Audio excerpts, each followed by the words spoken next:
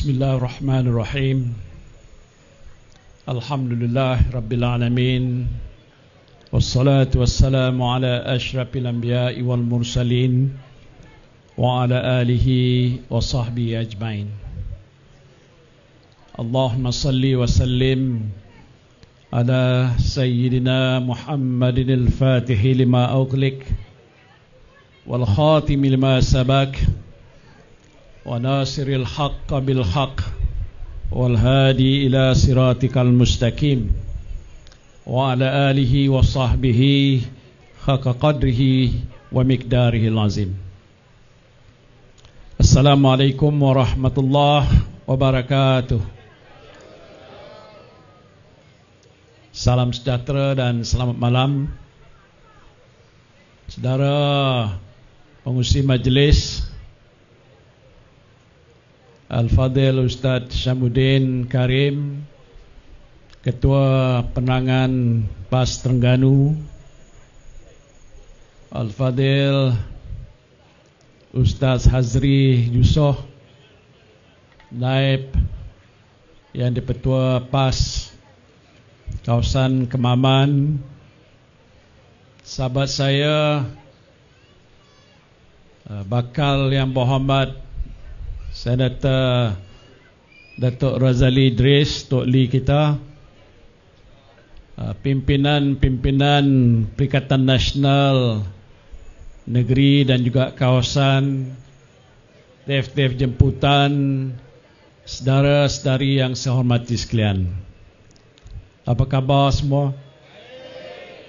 Alhamdulillah. Pertama-tamanya saya memanjatkan rasa syukur kehadrat Allah Subhanahu wa taala kerana pada malam ini dapat berada di Kijal ini dalam jelajah saya seluruh negara untuk membantu calon-calon daripada Perikatan Nasional, baik daripada PAS, Bersatu ataupun gerakan, memperolehi kemenangan dan terpilih sebagai calon kita ataupun yang berhormat kita selepas 12 hari bulan Ogos yang akan datang ini. Kita sedang berada dalam satu tempoh yang agak kritikal. Besok dah bermula pilihan raya yang dikatakan di pengundi-pengundi pos. Dan lepas itu untuk beberapa ketika kita akan berhadapan dengan pilihan raya negeri pada 12 hari bulan. Saya yakin di sini sudah beberapa hari yang berlalu sejak hari penamaan calon, maka jentera parti daripada PAS ataupun Bersatu dan Perikatan Nasional telah pun bergerak bekerja untuk membantu calon-calon kita yang ada di sini.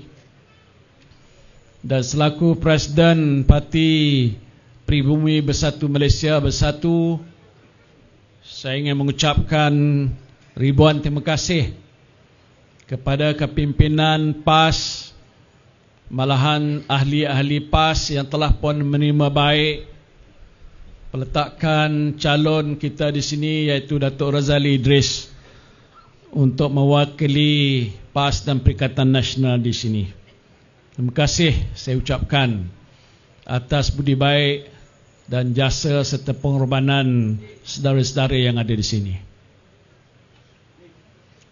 Tentu dalam tempoh beberapa hari ke hadapan ini penentuan untuk saudara-saudara membuat keputusan yang muktamad dalam tinjauan yang kita telah lakukan di semua kawasan-kawasan di seluruh negara. Kita dapati bahawa sebahagian besar daripada pengundi-pengundi sudah juga membuat keputusan.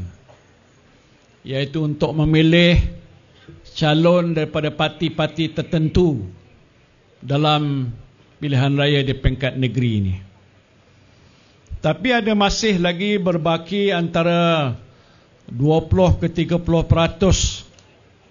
pengundi-pengundi yang dikatakan belum lagi boleh memutuskan, ataupun mereka sudah putus tapi mereka tidak menyatakan secara terbuka tentang calon mana ataupun parti manakah yang akan menjadi pilihan mereka pada 12 hari bulan ini. Maka disebabkan itu, dalam tempoh masa yang kita berbaki ini adalah menjadi suatu perkara yang paling penting untuk pimpinan malahan jentera parti di semua peringkat, dan khususnya di negeri Terengganu, lebih khusus lagi di Don Kijal ini, bergerak untuk memberikan penerangan-penerangan yang lebih terperinci tentang apa yang sedang pun berlaku, supaya dengan cara itu dapat membantu saudara-saudara sekalian untuk buat keputusan yang bijaksana. Kerana apa yang kita akan saksikan dalam tempoh tidak berapa hari lagi ialah keputusan yang akan menentukan siapakah, parti manakah yang akan nanti mempunyai sejumlah kerusi yang mencukupi untuk membentuk kerajaan di peringkat negeri-negeri yang ada pilihan raya ini. Dan untuk itu kita memerlukan sejumlah adun kita yang kita letakkan, ataupun calon kita yang diletakkan di semua dewan-dewan undangan negeri ini sebanyak separuh campur satu. Jadi saya tak tahu kalau Terengganu berapa bilangannya. Separuh daripada 33. Berapa tu? 12. 16. Campur satu. 17. Itu minima. Dan kalau kita nak pergi ke negeri-negeri lain pun hal yang sama. Amat kita perlukan untuk kita berjaya membentuk kerajaan di peringkat negeri. Dan oleh sebab itu, dalam tempoh yang agak kritikal ini, saya akan mengambil masa yang tidak berapa lama saja untuk menjelaskan pertamanya kenapa penting untuk Kijal, malahan untuk negeri Terengganu mempertahankan kerajaan yang ada pada hari ini, untuk terus dipilih semula, diberikan mandat untuk tempoh 5 tahun yang akan datang, supaya dengan cara itu usaha-usaha pembangunan yang sedang pun berjalan untuk tempoh 5 tahun yang lepas dapat diteruskan, malahan mengikut manifesto yang telah pun juga dilancarkan baru-baru ini, nak ditingkatkan ke satu tahap ataupun harakah yang lebih tinggi, supaya Terengganu menjadi sebuah negeri yang lebih maju, yang lebih berjaya, dan rakyat Terengganu boleh hidup dalam keadaan aman, sejahtera dan bahagia. Kalau dilihat sepintas lalu, itu tidak susah. Apalagi kita telah pun mengenali kerajaan yang telah pun memimpin saudara-saudara sekalian dalam tempoh 5 tahun yang lepas. Saya tak payah ulas perkara itu, kerana orang di Terengganu pun tahu.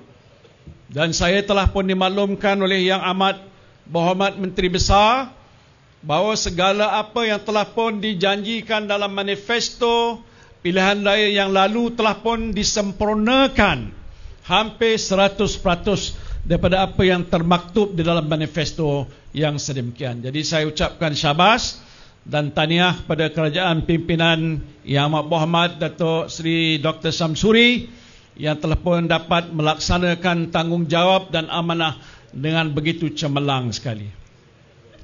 Maka sewajarnya apa yang telah pun dilaksanakan itu mesti diteruskan. Bukan setakat mempertahankan saja, tapi meningkatkan lagi. Dan untuk itu adalah amat perlu kerajaan di peringkat negeri yang terbentuk nanti, insya-Allah Kerajaan Perikatan Nasional pimpinan PAS berusaha lebih bersungguh-sungguh Dalam manifesto yang baru dilancarkan juga disebutkan pelbagai-bagai perkara yang nak dilakukan supaya kedudukan dan kehidupan penduduk yang ada di Terengganu dan khususnya di Kejal ini dapat dibantu, dibela dan hidup mereka dalam keadaan yang lebih baik kalau dibandingkan dengan masa-masa yang lepas. Saya nak sebutkan ini ialah kerana dalam pilihan raya negeri yang kita hadapi di sini, khususnya di Kejal, calon yang akan menentang sahabat saya Tok Lee ini tidak lain datang daripada parti lama saya. Saya pernah menjadi timbalan Presiden UMNO.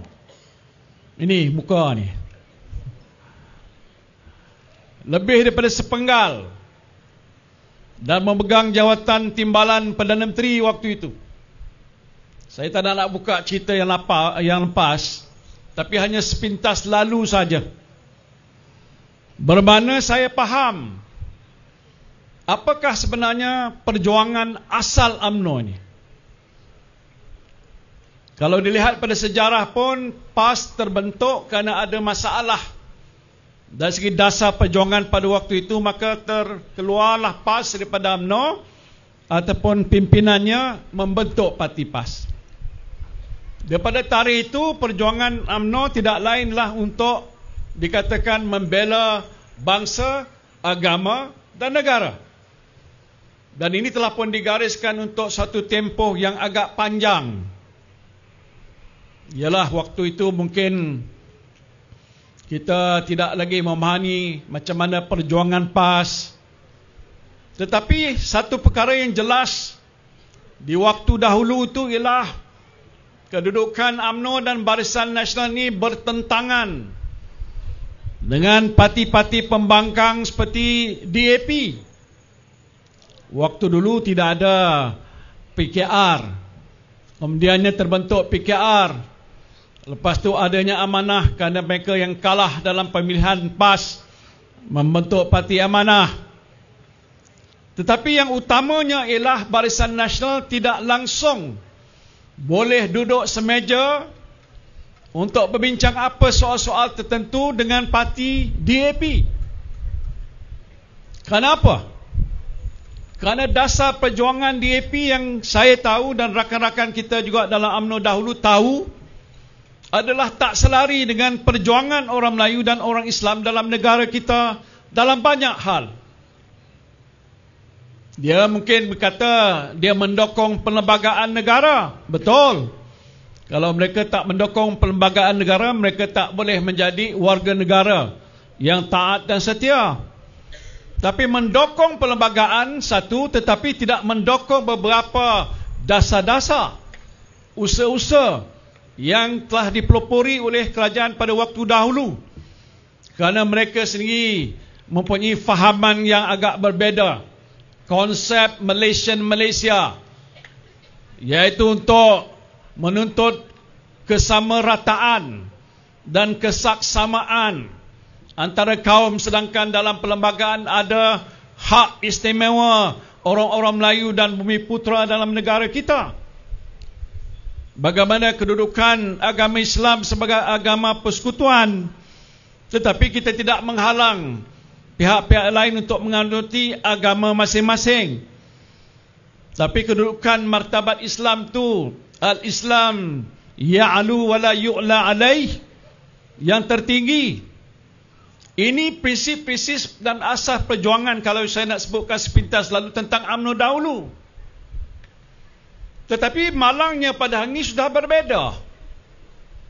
Kenapa dia berlaku sekarang ni begini? Tadi Tok Lee bagi tahu saya, masa kempen pilihan raya ini ada beberapa tokoh-tokoh parti DAP turun ke bawah, datang ke Terengganu. Hok buat apa? Nak sokong UMNO. Ini pelik. Pelik lagi ajaib. Kenapa mereka buat begitu sedangkan mereka tidak punya ideologi dan pahaman yang satu dan sama?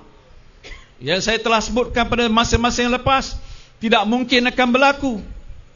Dia berlaku ialah tidak lain dan tidak bukan, ialah kerana perbuatan pengkhianatan, pemimpin UMNO yang ada sekarang terhadap perjuangan UMNO yang asal.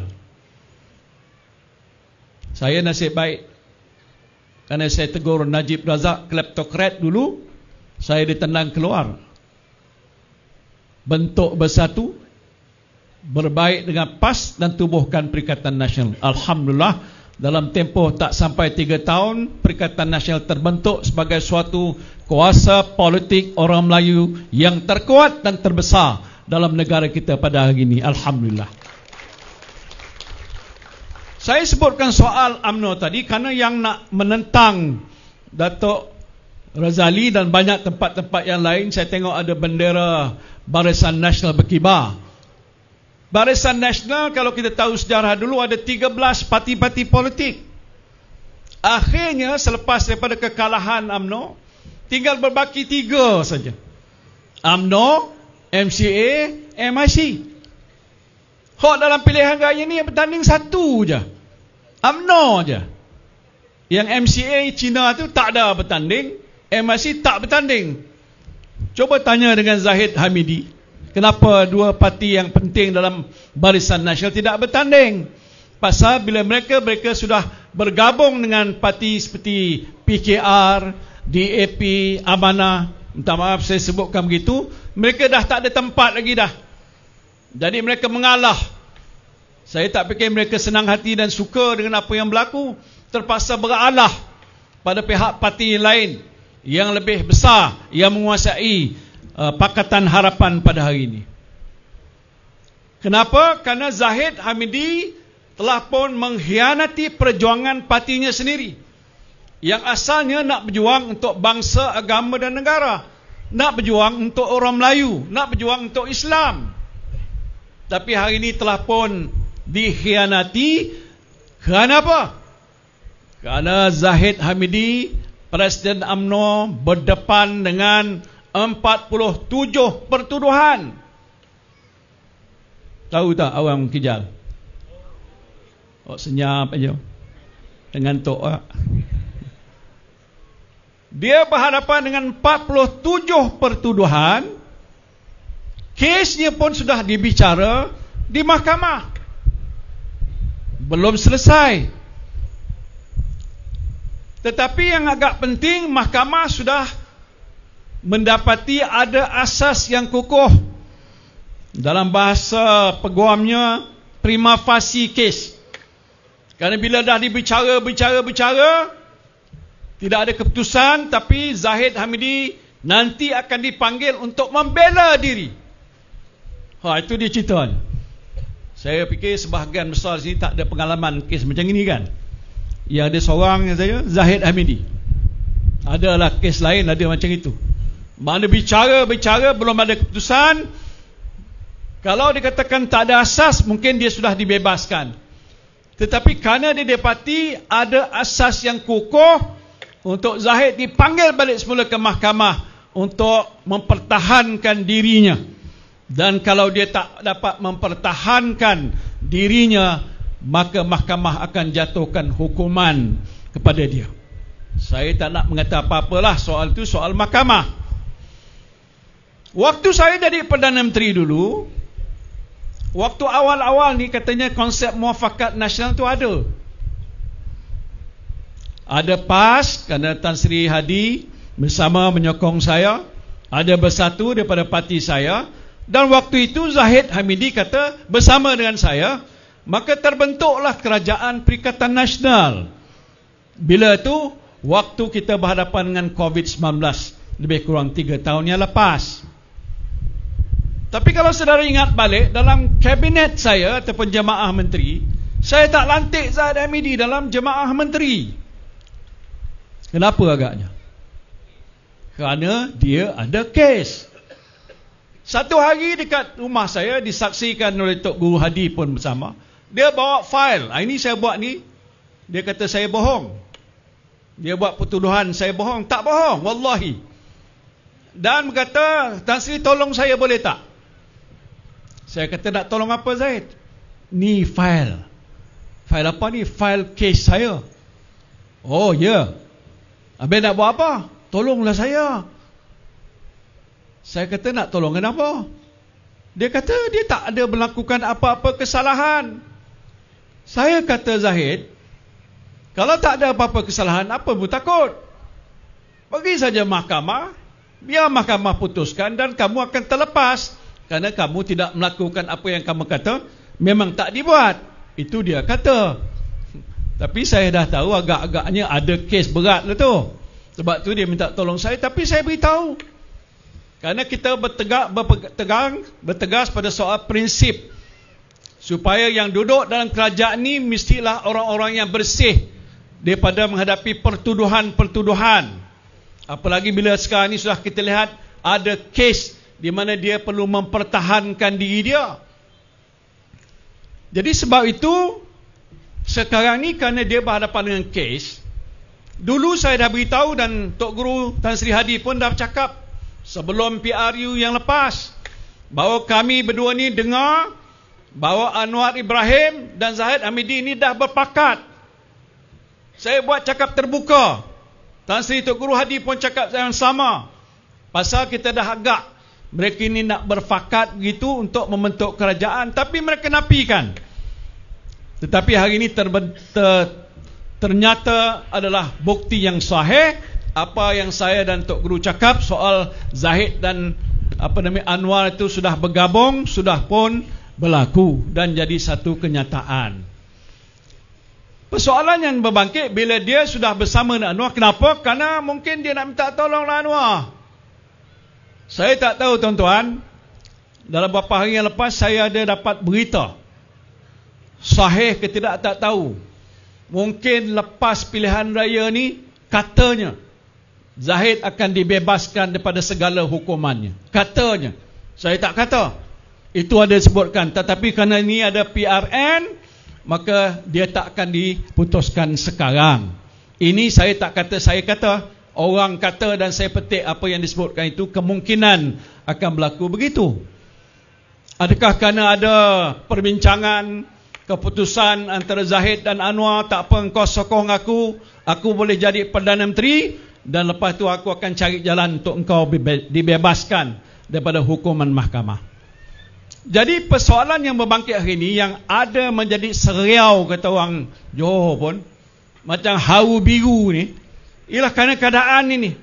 Satu puak ni nakkan supaya ada usaha dapat dia dibebaskan. Satu puak lagi ni ialah kerana dia sudah tak boleh tahan lama duduk PM tepi, dia nak jadi Perdana Menteri. Jadi sebab itu tak kisah datang daripada manalah, Zahid kata nak sokong, pasal mungkin dah dironding ke cara untuk nak melepaskan dia. Maka inilah keadaan yang sedang pun berlaku pada hari ini. Jadi yang agak lebih dahsyat sekarang ni saudara, ialah selepas lebih kurang 8 bulan. Berapa bulan dah? 8 bulan dah? Saya dah tak terkira berapa bulan dah. Hampir 8 bulan telah berlalu daripada tarikh beliau mengangkat sumpah menjadi Perdana Menteri. Banyak orang berkata bahawa Anwar Ibrahim ini tidak buat apa pun untuk nak membantu rakyat jelata. Betulkah? Betul? Saya pergi mana-mana pun, bila sebut sebagai Anwar Ibrahim, orang kata tak usah percaya Anwar ni. Hak buka mulut aja dia bohong. Berbohong. Bukan sekali bohong, berpuluh-puluh kali berbohong. Seorang Perdana Menteri, saudara. Saya pernah duduk atas kursi Perdana Menteri selama 17 bulan. Ini kursi yang bukan cakap empuk lah. Kursi yang mana punya kuasa yang terbesar dalam negara kita. The most powerful man is the Prime Minister. Tetapi kuasa yang ada itu bukan untuk tujuan sedap hati sendiri, hok naik helikopter sana kemari, pergi jet, pergi merantau seluruh dunia. Itu bukan kerja. Yang kerja yang patut dibuat ialah untuk melihat masalah rakyat. Betul tak? Saya tahu wajah malam-malam ni walaupun dah gelap sikit, saya tahu apa dalam otak kepala saudara. Apa masalah yang rakyat hadapi pada hari ini? Top of the list yang nombor 1, masalah kos sara hidup. Betul tak? Apa makna kos sara hidup? soal penderitaan kita. Hari-hari berhadapan dengan masalah barang harga naik, melambung naik, betul tak? Ini kat Kijal, betul. Saya semalam, saya pergi ke mana? Sementa, Meru. Saya tanya semua. Bagi saya satu saja apa yang Anwar Ibrahim dah buat pada tuan-tuan yang baik dalam masa 8 bulan ni. Tolong bagi. Saya bagi RM10 kalau ada. Hak tak ada. Kalau dalam bahasa Tamil dia kata relax. Relax tu tak ada. Tak ada apa-apa. Hei, 8 bulan. Takkanlah tak boleh fikir apa nak buat. Saya dulu tuan-tuan naik jadi Perdana Menteri 1 bulan Mac 2020. Masih ingat lagi. Entah macam mana Tun Mahathir letak jawatan. Lepas tu saya dapat jumlah bilangan penyokong yang agak ramai, 115. Agong kata suruh saya angkat sumpah. 1 hari bulan Mac. Angkat sumpah sebagai Perdana Menteri. Mesyuarat Jemaah Menteri 16 hari bulan. Covid sudah mula berlaku. 18 hari bulan Mac 2020, saya buat keputusan pada tarikh itu mesti dikenakan PKP di seluruh negara. Tanya saya suka ke? Saya tak suka. Tapi bincang dengan Majlis Keselamatan Negara, bincang dengan Kementerian Kesihatan Malaysia, bincang dengan ahli jemaah menteri, bincang semua bincang, tak ada pilihan Tan Sri. Pilihannya hanya satu, untuk sekat supaya rakyat jangan keluar ke mana-mana. Jangan ke sana, jangan ke sini, jangan ke sana, jangan ke sini. Ingat lagi tak? Jangan lupa. Sebab tu wajib sokong saya. Jangan buat apa-apa kerana Covid sudah melanda di seluruh dunia dan seluruh Malaysia. Tidak ada ubat penawar yang boleh membantu untuk mengurangkan sakit dan mengelakkan kematian. Tak ada hospital yang dibina di seluruh negara yang cukup katil untuk menampung berjuta bilangan manusia yang terkesan dengan penyakit Covid. Tak ada doktor di Malaysia yang cukup untuk melayan pesakit-pesakit yang telah dijangkit dengan Covid-19. Tak ada jururawat yang cukup, tak ada ambulans yang cukup, tak ada gas oksigen yang cukup. Kullu mafi. Tak ada benda yang cukup kerana situasi keadaan yang agak luar biasa. Tetapi dalam keadaan luar biasa pun saya ambil tindakan. Saya bukan nak kata saya lebih pandai pada Anwar Ibrahim. Agaknya lebih gitulah agaknya. Dia dah 8 bulan tak buat apa. Kita hanya lebih kurang 2 minggu. Kita buat keputusan. Dan saya beritahu dengan Menteri Keuangan saya. Saya tak jadi Menteri Keuangan, tapi saya boleh perintah Menteri Keuangan. Yang sekarang ni Perdana Menteri nak perintah Perdana Menteri yang juga Menteri Keuangan. Dia tak ikut. Saya beritahu pada Menteri Keuangan, bila kita dah kata PKP, orang tak boleh berniaga, petani tak boleh pergi ke ladang, kilang tutup, macam-macam lagi. Bukan begitu? Cikgu tak pergi ke sekolah, macam-macam. Itu yang berlaku zaman saya jadi Perdana Menteri. Tetapi saya arahkan Menteri Keuangan saya untuk cari sumber wang untuk bantu rakyat supaya ada makanan di atas meja dan jangan ada rakyat yang mati kebulur. Itu saya putuskan. Pakej rangsangan pertama, kedua, ketiga, keempat, kelima, keenam, ketujuh, ke-8. Jenuh nak cakap. Mula-mula 150 bilion, 100 bilion, akhirnya 530 bilion. Jangan tanya saya di mana saya cari duit. Pasal tuan-tuan di bawah susah. Nak jaga anak, keluarga, duit tak ada. Nak keluar pun nak cari apa tak dibenarkan. Kalau keluar kena tangkap, kena saman. Saya nak sebutkan ini bukan nak membanggakan diri. Saya menyebutkan soal kepemimpinan. Kalau dalam bahasa Inggeris disebutkan soal leadership. Apa pemimpin yang berhadapan dengan krisis boleh laku untuk menangani masalah? Satu, menjaga nyawa rakyat jangan terkorban. Yang kedua, kehidupan rakyat jangan tak ada yang mati kebuluran. Itu telah pun kita buat. Berapa lama tempoh? Lebih kurang setahun lebih. Alhamdulillah. Hari ini dah balik boleh duduk ramai-ramai macam ni. Dulu boleh? Tak boleh. Tak pakai emas lagi. Nak buat kerja kahwin pun susah. Cuma dia benarkan 4-5 orang ni. Siapa juru nikah, apa yang nak kahwin, ada saksi, dan sebelah sana pun begitu. Itulah 5-6 orang. Anak saya yang paling bongsu kahwin masa musim COVID. Dah buka sedikit longgar untuk membolehkan upacara akad nikah dilakukan.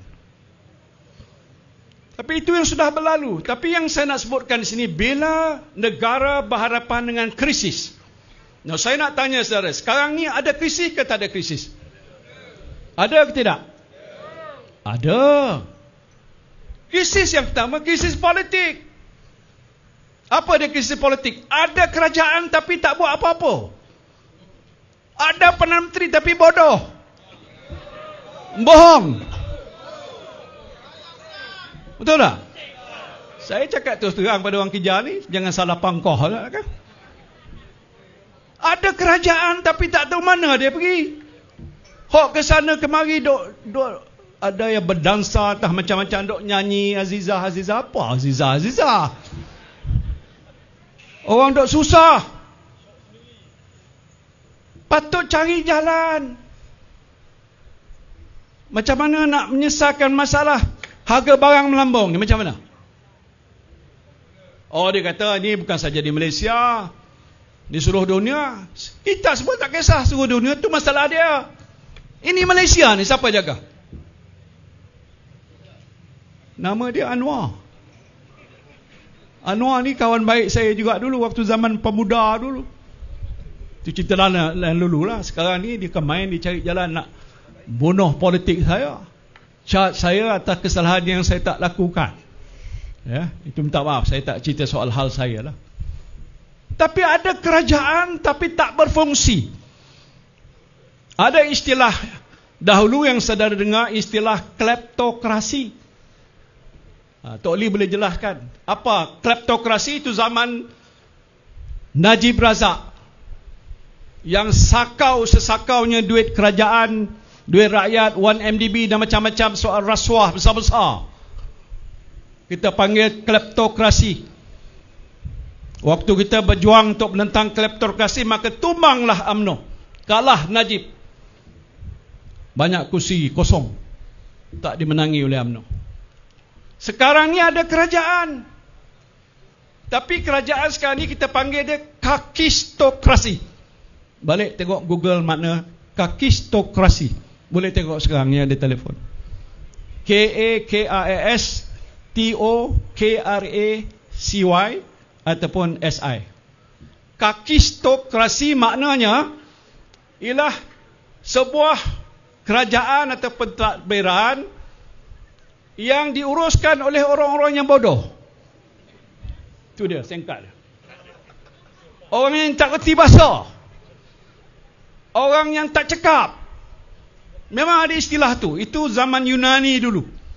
Kok zaman-zaman lampau ni naik dia jadi emperor ke, penasihat-penasihat dia semua bodoh-bodoh, semua dok memuji-muji je dia punya emperor dia.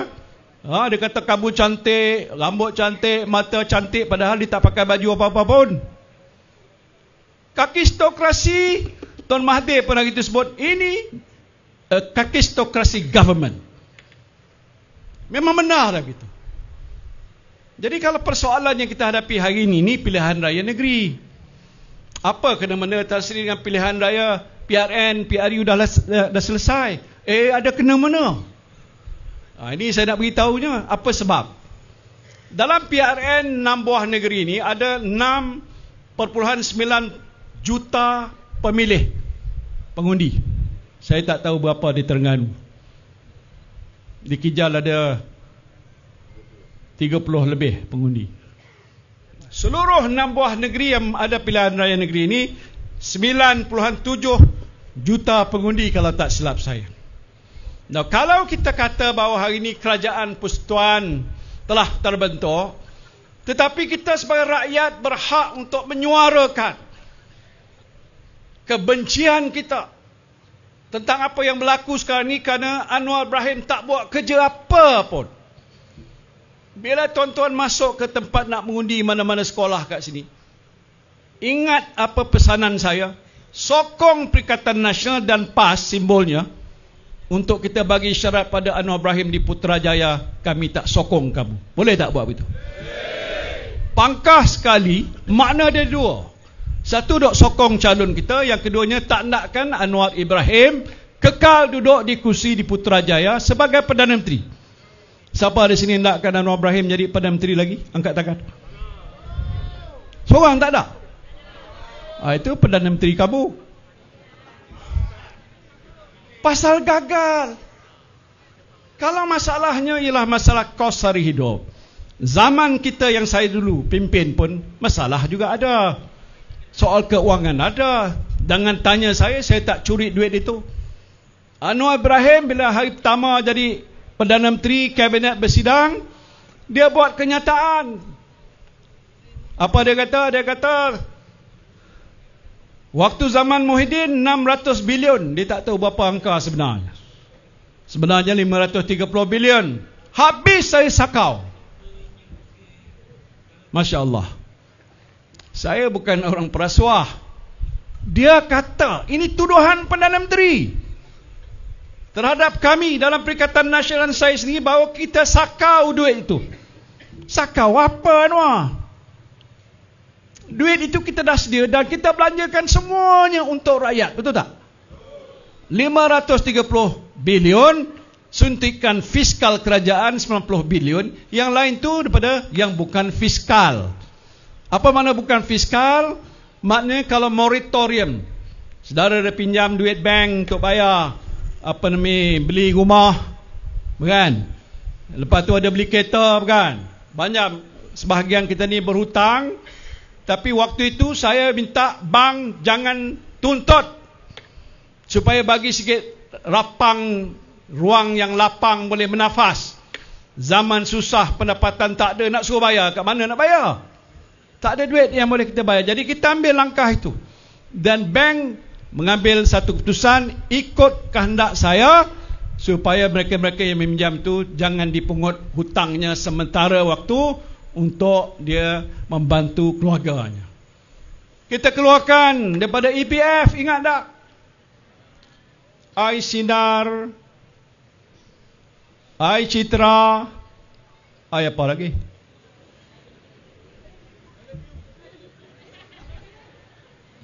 I love you. Kita luluskan. Walaupun awal pihak EPF tak berapa bersetuju, tapi saya mendengar rintihan rakyat.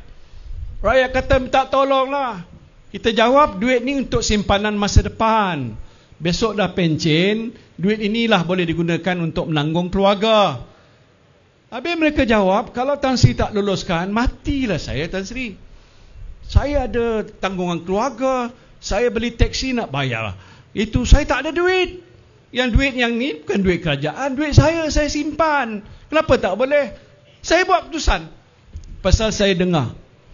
Sami'na wa ata'na. Kita dengar. Dan kita benarkan. Sekali, 2 kali, 3 kali kalau tak silap saya. Bau-bau ni kan macam ada lagi kumpulan yang minta Anwar Ibrahim, tolonglah bagi benarkan kami. Kami nak keluarkan lagi sekali EPF. Ada satu manusia berjalan kaki, orang Johor. Daripada Johor baru nak pergi ke Istana Negara, nak serah memorandum. Serah pun juga sampai jalan kaki. Pasal apa? Pasal nak minta supaya dibenarkan dia keluarkan duit dia pada bank. Saya jumpa dia di Parlimen. Dan saya tanya, kenapa you berjalan jauh-jauh jalan kaki ni? Pasal inilah masalah. Nak minta kerajaan yang ada sekarang timbangkan supaya EPF boleh dikeluarkan. Pasal saya pemandu teksi, saya belum boleh habis bayar teksi. Saya ada 7 orang anak. Isteri dah tak tahu lagi lah, mungkin dah berpisah dan sebagainya. Sebab itu saya minta tolong ini, tak banyak, berapa? 40,000. Duit dalam akaun berapa? Agak adalah kat 100,000. Patut kalau kita dengar itu, takkan tak boleh. Anwar buat idea, dia kata tak boleh. Tapi saya akan bagi tiap-tiap penyimpan yang ada berapa dalam akaun bank tu ataupun dalam simpanan sekian banyak, untuk bagi setiap orang RM100. Nak buat apa RM100? Bukan nak minta duit tu masuk dalam akaun EPF, nak minta wang ada dalam EPF dikeluarkan untuk dibelanjakan. Apa tu dibawa keluar kenyataan, boleh gunakan wang simpanan untuk jadi jaminan kepada pinjaman dari bank. Siapa nak pinjam duit bank? Kan bodoh tu. Saya susah nak sebut orang bodoh, tapi kalau dah nampak bodoh sangat, memanglah saya kata gitu. Peduli saya tidak. Jadi saudara, ini masalah kita lah. Saya boleh cerita panjang cerita. Saya diberitahu di sini pun ada orang Felda, rancangan tanah Felda ada. Sikit saja saya cerita Felda. Ini juga cerita kebodohan Perdana Menteri. Waktu saya jadi Perdana Menteri, saya dah selesaikan penghapusan hutang peneroka Felda sebanyak 83 bilion ringgit, iaitu 80% hutang peneroka Felda sudah pun kita hapuskan. Dah hapus dah. Bila saya sebut sesuatu, kita laksanakan. Tak ada tertangguh lagi. Dan ia telah disahkan oleh Tan Sri Idris Yusof. Hak orang mana? Besuk. Kawan saya. Dulu pernah jadi pengurusi Felda, dah dipecat. Dia ganti juga dengan orang Kemanman kot. Sabri Cik. Tak tahu. Sebelum tu dulu Tan Sri Yusof. No, semua orang Terengganu jadi pengurusi Felda. Jadi Idris Yusof jadi pengurusi Felda. Saya tanya dengan Tan Sri Idris, nak dapat pengesahan yang saya dah umum dulu, dah habis bayar dah? Dah habis dah Tan Sri. Dah habis dah. Bila? Tahun 2021.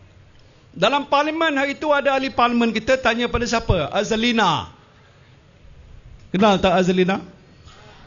Oh, kenal. Dan dia jawab di parlimen, dah selesai, khalas. Habis bayar dah. Dah 2 dah. Lepas tu saya cek dengan beberapa kawan-kawan saya jadi peneroka Felda.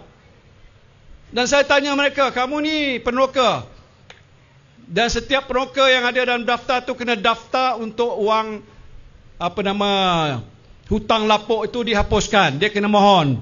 Yang mohon hampir dekat 98,000 bilangan. Semua dah dapat dah. Dan saya tanya beberapa orang kawan-kawan saya ni yang duduk di Felda Taib Andak ataupun di Felda Kota Tinggi, dan mereka jawab dah selesai. Tunjukkan pada saya satu penyata daripada Felda. Felda tu kata dulunya dia bayar 400, yang berbaki tinggal sekarang RM165 aja. Yang itu yang berbaki 20% yang tak dipotong habis sama sekali. Kemudian Anwar Ibrahim tak semena-mena, dah selesai cerita, tak ada apa cerita. Keluar kenyataan, dia kata dulu Perdana Menteri dulu Muhyiddin, dia cakap, dia kata nak potong, dia tak potong pun. Hak yang potong aku ni. Tuan-tuan, Perdana Menteri ni, saya tak nak gaduh dengan siapa. Dia kata saya tak buat apa yang saya sebut, dia yang buat. Macam mana dia buat?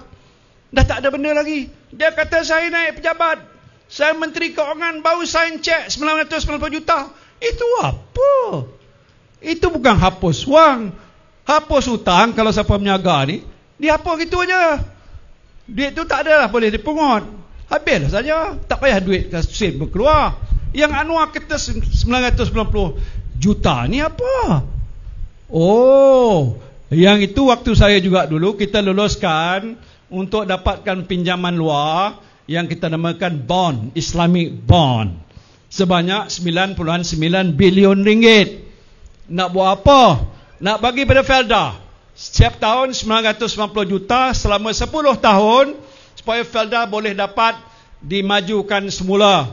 Hasil peneroka dapat ditingkatkan, FGV dulu yang hilang diambil balik dan macam-macam lagi. Itulah duit. Jadi tak sama yang ini dengan penghapusan hutang lapuk. Yang cakap tu siapa? Perdana Menteri. Jadi pasal dia kata saya ni macam pembohong, saya ambil tindakan mahkamah. Setuju tak? Saya saman Anwar Ibrahim. Setuju tak? Kata saya nak hantar surat saman yang pertama tu, dia pula hantar surat saman saya. Dia tuntut saya bayar 200 million tuan. Tadi yang pungut-pungut duit tu, kalau besok saya kena bayar, Tolonglah bagi pada saya sikit. Tak ada. Dah merapik dah. Saya nak cerita sama subuh banyak cerita pasal cerita pembohongan, soal apa tak menunaikan tanggungjawab. Benda-benda macam ini berlaku dalam negara kita. Saya dah hidup lama, 76 tahun usia saya ni, tapi tengok macam 66 tahun muda. Dah lama hidup di Malaysia, zahir di Malaysia, insya-Allah meninggal dunia juga di Malaysia sampai masa tak pernah tengok satu manusia Perdana Menteri. Hak lain tu bodoh ada juga. Tapi jarang Perdana Menteri melakukan hal-hal kesilapan bagaimana yang ditunjukkan oleh Anwar Ibrahim. Macam mana tuan-tuan? Lepas tu ada menteri nama Rafizi.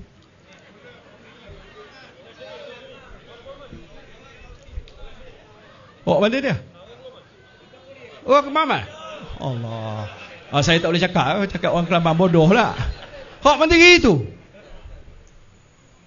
Saya pernah di parlimen tanya dia, Yang Berhormat Menteri Ekonomi, dapatkah Yang Berhormat memberitahu untuk melancarkan satu pakej ransangan Madaniyah, cakap itu pasal dia Madaniyut, untuk memulihkan cepat ekonomi. Dia ada jawab saya, merantau seluruh dunia, tak jawab-jawab soalan saya.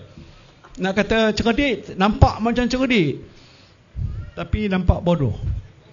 Minta maaf lah, saya jarang cerita macam tu pasal saya tak pernah jumpa macam ni. Jadi nak ceritakan tu pasal apa? Ada kaitannya. Bila kita berhadapan dengan pilihan raya sekarang ni, yang saya sebut awal ialah untuk memberikan satu isyarat, memorandum ataupun referendum kepada Putrajaya yang duduk di situ ialah Anwar Ibrahim, bahawa sudah cukuplah masa. Dia tak boleh duduk kekal lama di situ. Eloklah dia letakkan jawatan. Betul tak? Duduk pun tak buat apa-apa, tak buat apa. Rakyat sedang menderita. Setidak-tidaknya bolehlah bantu sikit sebanyak apa bebanan yang mereka hadapi, tapi tak ada cerita pun. Saya tak tahu. Saya mengikuti. Tunggu. Tak ada pun. Baru ni dia lancarkan dia punya ekonomi madani. Siapa dah baca ekonomi madani? Tak payah baca pun tak apalah. Pasal saya percaya dia tak akan buat apa yang dia janji.